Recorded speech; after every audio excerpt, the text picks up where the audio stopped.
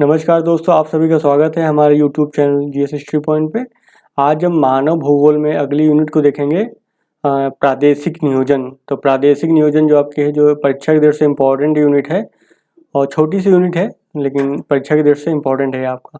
तो इसको इंग्लिश में क्या बोलते हैं? रीजनल प्लानिंग बोलते हैं। और हिंदी में क्या बोलेंगे इसको? प्रादेशिक नियोजन बोल सकते हैं या फिर प्रादेशिक आयोजन भी बोलते हैं इसको। तो कन्फ्यूज़ मत होइएगा। नियोजन आयोजन का मतलब क्या होता है? प्लानिंग। तो इंग्लिश में याद कर लीजिए, प्लानिंग बोलते हैं इसको है। तो इसमें क्वेश्चन कैसे पूछा जाता है? क्वेश्चन तो एक तो ये बन सकता है आपका है, आज हम जो टॉपिक देखेंगे प्रदेश देखेंगे, तो प्रदेश के बारे में क्या क्वेश्चन आ सकता है? प्रदेश क्या होता है तथा प्रदेश की जो है विशेषताएं क्या होती हैं, ये पूछा सकता है। तो यानी कि हम मेनली डिस्कस करेंगे प्रदेश का जो कॉन्सेप्ट होता है उसके बारे में, और साथ में जो उसकी विशेषताएं हैं उसके बारे में। फिर ऐसे घुमा के भी पूछ सकता है कि प्रदेश जो है मानव की उपज है, व्याख्या कीजिए। यानी कि जो प्रदेश की जो प्रदेश का जो अवधारणा है, प्रदेश का जो कॉन्सेप्ट है, वो मेंटल कंट्रस्ट है। ठीक है, तो ये पूछ सकता है वो। तो मेंटल कंस्ट्रक्ट भी अगर पूछता है वो, तो इसी को ही सेम लिखेंगे हम वही, क्योंकि जो भी हम यहाँ पे बात कर रहे हैं वो मानव के द्वारा कही गई बातों को ही डिस्कस करेंगे, क्योंकि जो प्रदेश होती है वो मानव की एक अवधारणा है। तो पहले देख लेते हैं प्रदेश होता क्या है। तो प्रदेश क्या होता है? प्रदेश वह क्षेत्र होता है जो अपने आप में क्या होता है, आंतरिक भागों में क्या करता है, वो समरूपता होती है, और उसकी जो अन्य भाग जो होते हैं सापेक्ष रूप से वहाँ पे क्या होती है, उसकी विषमता होती है। यानी कि आंतरिक भागों में क्या होगी, समरूपता पाई जाएगी, और अन्य जो भाग हैं उनसे क्या होगी, विषमता पाई जाएगी वहाँ पे, यानी उनसे वो अलग होगा, भिन्न होगा। तो यही कहलाएगा आपका प्रदेश। तो अगर हम परिभाषा के रूप में इसको लिखना चाहें तो कैसे लिखेंगे? प्रदेश जो है वह क्षेत्र है जिसमें आंतरिक गुणों की क्या है, आंतरिक समरूपता तथा बाह्य विषमता पाई जाती है। फिर प्रदेश जो है भूमि पर वह प्रत्यक्षीकृत भाग है जो किसी एक या एक से अधिक विशेषताओं के आधार पर अन्य भागों से क्या होता है, भिन्न होता है। तो वही है, प्रदेश जो है भूमि पर वह प्रत्यक्षीकृत भाग यानी दिखाई देने वाला भाग है जो किसी एक या एक से अधिक विशेषताओं के आधार पर जो है वो अन्य क्षेत्र या फिर जो अन्य भागों से वो क्या है, भिन्न होगा। तो एक विशेषता हो सकती है, दो हो सकती है, तीन हो सकती है, यानी एक या एक से अधिक विशेषताएं के आधार पर जो है हम उसको भिन्न कर सकते हैं, अलग मान सकते हैं। फिर क्या कह रहे हैं, ये विशेषताएं क्या है, विभिन्न प्रकार की हो सकती हैं, अतः प्रदेश भी क्या है, विभिन्न प्रकार के होते हैं। यानी कि जो विशेषताएं अलग अलग हैं, इसके आधार पर जो है जो अलग अलग प्रकार के प्रदेश भी बनते हैं। जैसे यदि विशेषता प्राकृतिक है तो वह क्या कहलाएगा, प्राकृतिक प्रदेश कहलाएंगे। यदि विशेषता क्या जलवायु से जुड़ी है तो जलवायु प्रदेश कहलाएगा। यदि विशेषता भाषा, धर्म, जाति के आधार पर हो तो सांस्कृतिक प्रदेश। यदि आर्थिक कारकों की विशेषता से संबंधित है तो क्या कहलाएगा, आपका आर्थिक प्रदेश कहलाएगा। तो जिन विशेषताओं के आधार पर वो प्रदेश अलग होगा, वही उसका नाम उसी के आधार पर कर दिया जाएगा, वही उसी के नाम से वो प्रदेश जाना जाएगा। फिर किसी प्रदेश के निर्धारण का जो है मुख्य आधार किसी भूभाग में भौगोलिक परिघटना में सापेक्ष एकरूपता अथवा समांगता यानी कि एक जैसा होना। यह सापेक्ष एक रूपता यह समानता प्रत्येक प्रदेश को अन्य प्रदेश से क्या करती है, पृथक करती है। यानी कि एक रूपता ही जो है उसको एक प्रदेश की जो है अवधारणा में शामिल करता है। यानी प्रदेश उसको तभी माना जाएगा जब उसमें क्या होती है, एक रूपता हो, समानता हो, या फिर समानता भी बोल सकते हैं। तो इसी को क्या कहते हैं, प्रदेश कहते हैं। अब देख लेते हैं प्रादेशीकरण जो है, प्रादेशीकरण जो है विद्वान के मस्तिष्क की उपज है, क्योंकि अभी देखा था हमने ना, मेंटल कंस्ट्रक्ट है ये मानव का। किंतु प्रदेशों की पहचान जो है वास्तविक जगत में की जा सकती है तो ये मानव की संकल्पना केवल, लेकिन वास्तव जगत में आप इसको देख सकते हैं। प्रदेश की क्या होती है, एक निश्चित सीमा होती है। प्रदेश क्या है, त्रिआयामी होता है, यानी कि 3 डायमेंशन होते हैं। तो क्षेत्र और प्रदेश में यही अंतर है, क्षेत्र जो होता है वो 2D होता है, यानी कि उसमें क्या होता है, लंबाई और चौड़ाई होती है, और यहाँ पे क्या 3D है, यानी त्रिआयामी है। और प्रदेशों क्या क्या है, पदानुक्रम होता है, यानी कि प्रदेश जो होते हैं बड़े हो सकते हैं, छोटे हो सकते हैं, मध्यम क्रम के हो सकते हैं। जैसे वृहद प्रदेश बड़ा यानी कि विश्व के स्तर पे हो सकते हैं, मध्यम प्रदेश भी हो सकते हैं, लघु प्रदेश हो सकते हैं, अति लघु प्रदेश हो सकते हैं।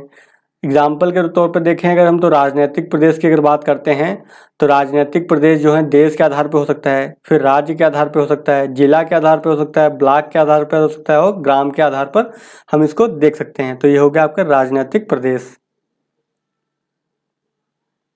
फिर अगर हम बात करते हैं क्रम की बात करते हैं तो छोटे क्रम के जो प्रदेश होते हैं उनके समूहों से क्या बनता है, अगले बड़े क्रम के प्रदेश का निर्माण हो जाता है। तो समझ गए होंगे, यानी छोटे छोटे जो क्रम के प्रदेश होते हैं उनको समूहन उनके मिलने से जो है अगले बड़े क्रम के प्रदेश का निर्माण हो जाता है। जब आपने क्रिस्टॉलर का जो केंद्र स्थल सिद्धांत पढ़ा था तो हमने वहाँ पे क्या देखा था, के की वैल्यू k=3, k=4, k=7 था ना। तो यहाँ पे क्या मतलब है, यही लिखा हुआ है, जैसे 3 कस्बों के संपूरक प्रदेश यानी 3 कस्बों के मिला करके एक क्या बन जाता था, नगर प्रदेश बनता है। ठीक है, क्यों? क्योंकि नगर जो होता है कस्बों से मिलके बना होता है। तो अगर 3 कस्बे यानी कि k=3 है ना आपका, ये बाजार का नियम जो था वहाँ पर, तो ये क्या है, 3 कस्बे अगर हैं उनके संपूरक प्रदेश को, अगर उनके 3 संपूरक प्रदेशों को मिला देंगे तो एक क्या बन जाएगा हमारा, ये एक नगर प्रदेश कहलाएगा वो। तो क्या यही लिखा हुआ है, जो छोटे छोटे क्रम के जो प्रदेश होते हैं उनको मिलाने पर जो है उससे बड़े क्रम के जो है प्रदेश बनते हैं। फिर अब देख लेते हैं प्रदेश के प्रकार की बात कर लेते हैं। तो प्रदेश को जो है मुख्य रूप से जो है 2 वर्गों में बांटा जाता है। पहला वर्ग कौन सा दे रखा, औपचारिक प्रदेश, इसको बोलते हैं यूनिफॉर्म रीजन। दूसरा क्या है, प्रकार्यात्मक प्रदेश यानी फंक्शनल, यानी कि कार्य के आधार पर बनते हैं ये, जैसे परिनगर वगैरह हो गए तो फंक्शनल के आधार पर यानी कि हो गया। तो अब हम बारी बारी से देख लेते हैं। पहले हम औपचारिक प्रदेश को देख लेंगे, फिर उसके बाद प्रकार्यात्मक प्रदेश को देख लेंगे। तो पहले हम देखते हैं औपचारिक यानी कि यूनिफॉर्म जो रीजन होते हैं वो क्या होते हैं। औपचारिक प्रदेशों को जो है समरूपी प्रदेश भी कहा जाता है। औपचारिक प्रदेश वे भौगोलिक प्रदेश हैं जिनमें चयन की गई जो भौगोलिक विशेषताएं हैं, जैसे कौन कौन सी भौगोलिक विशेषताएं होती हैं, धरातल वहाँ कैसा है, जलवायु वहाँ की कैसी, मृदा कैसी वहाँ की, अथवा प्राकृतिक जो वनस्पति इत्यादि जो है समरूप हो, यानी कि इनमें अगर समानता होगी तो क्या कहलाएंगे, वो औपचारिक प्रदेश बन जाते हैं। जैसे कि एग्जाम्पल की बात करते हैं, प्राकृतिक प्रदेशों में पाया जाता है, जैसा जो है प्राकृतिक प्रदेश ही तो है, यानी कि औपचारिक प्रदेश कैसे प्रदेश हो गए, ये प्राकृतिक प्रदेश हो गए क्योंकि ये प्राकृतिक तत्वों पर आधारित है। जैसे धरातल वहाँ का कैसा है, जलवायु वहाँ की कैसी, मृदा कैसी है, या फिर वनस्पति वहाँ जो पाई जा रही है वो कैसी है। फिर सामाजिक एवं जो सांस्कृतिक कारकों में समानता के आधार पर क्या है, सामाजिक सांस्कृतिक प्रदेश का निर्धारण होगा। तो यहाँ पर क्या है, वहाँ पे तो प्राकृतिक प्रदेश में क्या था, प्राकृतिक समानताएं थी।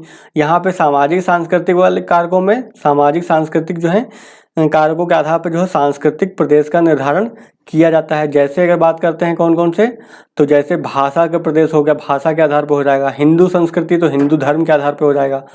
और मुस्लिम प्रदेश जैसे होगा तो मुस्लिम संस्कृति जहाँ पर पाई जाएगी वहाँ पर मुस्लिम प्रदेश इत्यादि।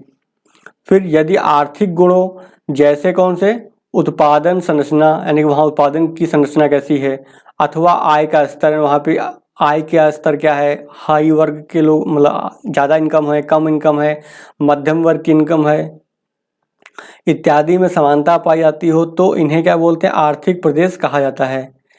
अनेक औपचारिक प्रदेशों को नियोजन प्रदेशों के रूप में चुना जाता है, यानी कि हम उनको प्लानिंग के रूप में किसी भी अगर क्षेत्र का डेवलपमेंट करना है तो हम क्या करेंगे, जो उनका चुनाव करेंगे प्रदेशों का, तो इसी को क्या बोलते हैं, प्लानिंग, रीजनल प्लानिंग। तो अनेक प्रादेशिक प्रदेशों को नियोजन प्रदेशों के रूप में चुना जाता है। इसीलिए जो है ये टॉपिक आपका इम्पोर्टेंट हो जाता है, यूनिट इम्पोर्टेंट हो जाती है क्योंकि ये अप्लाइड है, इसका इस्तेमाल करते हैं हम इसमें क्षेत्रों के विकास वगैरह करने में। जैसे DPAP यानी कि डेजर्ट प्रॉन एरिया प्रोग्राम, तो जिन क्षेत्रों में जो सूखाग्रस्त क्षेत्र होते हैं वहाँ के अगर क्षेत्र का विकास करना है तो हमको उस क्षेत्र को आइडेंटिफाई करना पड़ेगा पहले कि कौन सा क्षेत्र जो है इस समस्या से ग्रस्त है। फिर जैसे दूसरा क्या है, FPAP यानी कि बाढ़ यानी फ्लड प्रॉन एरिया प्रोग्राम, तो इसको बोलते हैं हिंदी में बाढ़ ग्रस्त क्षेत्र कार्यक्रम। TADP यानी कि ट्राइबल एरिया डेवलपमेंट जो प्लान होता है वो, और DDP यानी डेजर्ट डेवलपमेंट प्रोग्राम हो गया। तो जो सूखा क्षेत्र होते हैं उनके लिए जो प्लान बनाया जाता है वो इसके अंतर्गत आते हैं, डेजर्ट डेवलपमेंट प्रोग्राम। तो ये सारे जो प्रदेश होते हैं, कैसे प्रदेश होते हैं, ये सारे यूनिफॉर्म यानी कि औपचारिक प्रदेश की श्रेणी में आते हैं। तो वही लिखा हुआ अनेक जो है औपचारिक प्रदेशों को नियोजन प्रदेश के रूप में इनको जो है चुना जाता है, यानी कि इनको प्लानिंग रीजनल प्लानिंग के लिए जो है के रूप में इनको चुना जाता है। अब हम देख लेते हैं फंक्शनल यानी कि प्राकार्यात्मक प्रदेश। तो फंक्शन के आधार पर काम करते हैं ना, ये फंक्शन के आधार पर जो इसका जो है निर्धारण करते हैं। तो प्राकार्यात्मक जो प्रदेश के निर्धारण का आधार जो है क्या, संगठन वहाँ कैसा, समान सेवाओं एवं संचार का जो आंतरिक प्रवाह तथा एक केंद्र बिंदु की उपस्थिति है, यानी कि वहाँ पे एक नोडल एजेंसी होगी, केंद्र बिंदु होगा जहाँ से सारी चीज़ें गतिशील होंगी। इस प्रकार जो है प्राकार्यात्मक प्रदेश में जो है अंतर निर्भरता पाई जाती है, यानी कि एक दूसरे के ऊपर जो है ये निर्भर होता है क्षेत्र। विषम इकाइयाँ जैसे कौन से, महानगर हो गया, नगर हो गया, ग्राम हो गया इत्यादि सम्मिलित होते हैं। तो अलग अलग प्रकार की जो है इसमें इस क्षेत्र में जो है इकाइयों को शामिल किया जाता है, लेकिन वो कार्य के रूप में जो है कार्यात्मक यानी फंक्शनल रूप में एक दूसरे पर क्या होते हैं, जुड़े होते हैं, एक दूसरे से उस पर निर्भर होते हैं। वही लिखा, जो आपस में प्रवाह द्वारा यानी कि फ्लो की बात हो रही है, प्रवाह द्वारा एक आत्मनिर्भरता तंत्र से जुड़े रहते हैं, जैसे परिनगर प्रदेश। तो आपने परिनगर तो पढ़ा ही होगा, इससे पहले वाले वीडियोस में हमने देख ही लिया है परिनगर क्या होता है आदिवासी भूगोल में। तो यहाँ पे एक चित्र के माध्यम से यहाँ पे दिखाया भी गया है कि कैसे जो है एक फंक्शनल रीजन जो है कार्य करता है। यहाँ पे एक केंद्र बिंदु होता है, उसको नोड बोलते हैं, नेटवर्क होता है जो पूरा तंत्र जो है संचालित करता है। फिर सर्कुलेशन यानी कि प्रवाह होता है, किसका होता है, वस्तुओं का प्रवाह होता है, सेवाओं का, सर्विस सेक्टर का प्रवाह होता है, और व्यक्तियों का प्रवाह इसमें पाया जाता है। तो ये हमने देख लिया जो है क्या, प्रदेश के उदाहरण देख लिए, प्रदेश की जो है विशेषताओं को देख लिया हमने, और प्रदेश के प्रकार को भी हमने देख लिया, परीक्षा की दृष्टि से इम्पोर्टेंट भी है।